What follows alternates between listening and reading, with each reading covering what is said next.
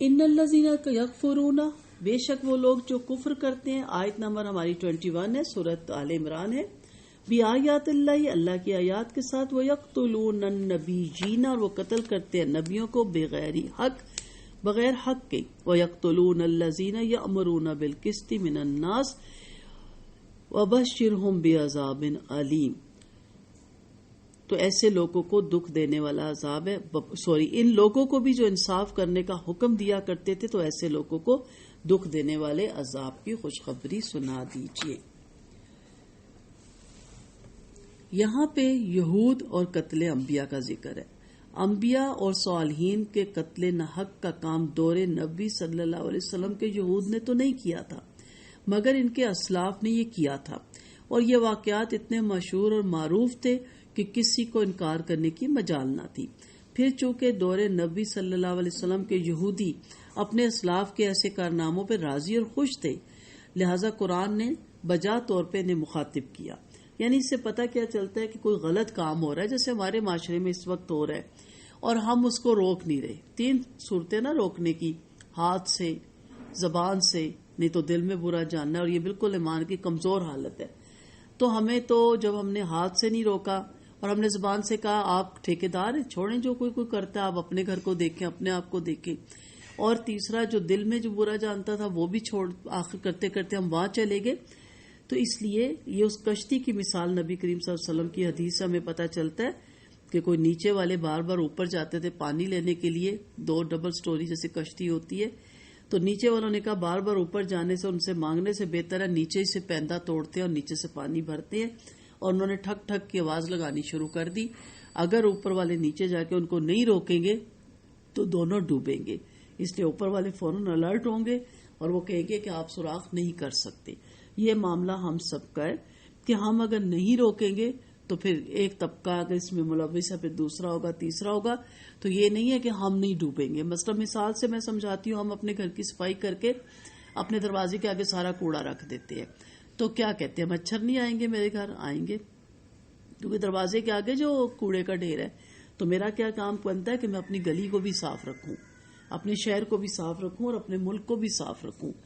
میں اپنی گلی سے نکال کے باہر چوک پہ کوڑے کا رکھ دوں ڈرم، تو بھی گندگی، اسمیل، مچھر میرے گھر تک پہنچیں گے کیونکہ باہر گندگی تھی.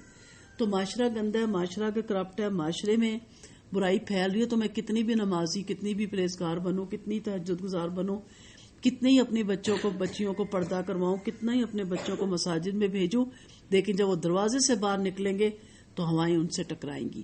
معاشرے کی ہواؤں کو وہ دیکھیں گے، اس کی بدلتی ہوئی رتوں کو وہ دیکھیں گے تو ان کے دل میں آئے گا اور وہ کہیں نہ کہیں خدا نہ خواستہ اس کا اثر ضرور لیں گے. اس لیے ماحول ضرور بنانا پڑتا ہے. ہماری ٹیچر نے ہمیں کہا تھا یا ماحول بناؤ یا ماحول میں جاؤ. تیسری صورت میں تو شیطان ہی آپ کو بھٹکا لے گا. تو روایت سے معلوم ہوتا ہے کہ بنی اسرائیل نے 43 پیغمبروں کو ایک ہی دن صبح کے وقت قتل کیا. یہ کام بنی اسرائیل کے علماء سو کہیں گے نا، علماء حق تو نہیں، اپنے حکومت کے ساتھ ملی بھگت کے ذریعے سر انجام دیا کرتے تھے. جیسا کہ انہوں نے سیدنا عیسیٰ علیہ السلام کو حکومت کے ذریعے سولی پر چڑھانے کی مذموم کوشش کی تھی. جب یہ لوگ اتنے انبیاء کو قتل کر چکے تو ان کے متبعین یعنی ماننے والے اور اللہ سے ڈرنے والوں نے ان کی اس حرکت پر زبردست احتجاج کیا. تو انہوں نے ان صالحین میں سے 170 سرکردہ آدمیوں کو اسی شام قتل کر دیا.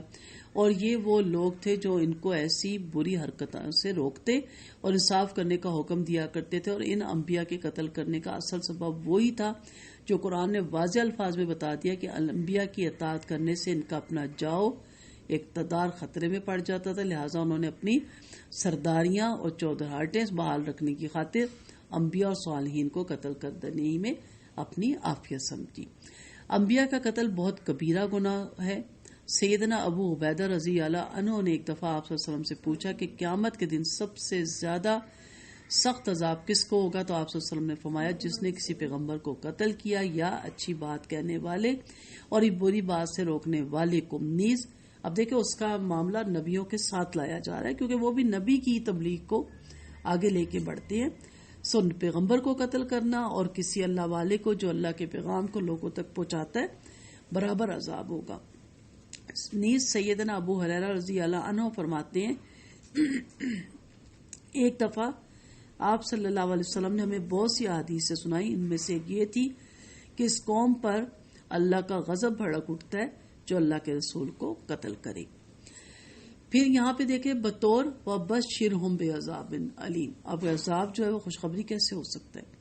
تو یہود کے لیے خوشخبری کا لفظ استعمال بطور طنز کیا، اور جو دردناک عذاب اسے اس دنیا میں ملا اس کا اجمالاً ذکر بارہا قرآن میں پڑھ چکے ہیں۔ یہی قوم مغضوب علیہم قرار دی گئی اور ذلت و مسکنت ان کے مقدر کر دی گئی۔